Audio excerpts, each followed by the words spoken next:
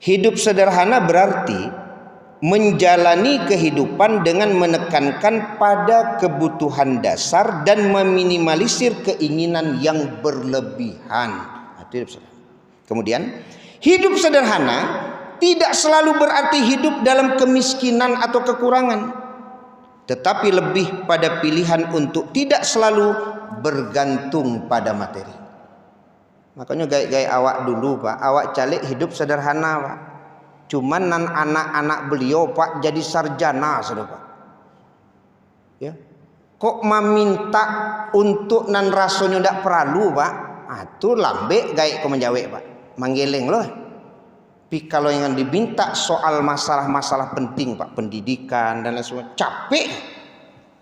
Saya pernah mendengar ada seseorang yang bilang begini, udah ambo tuh Ustaz, kalau minta tambah balioto, ciek sekeceknya, barang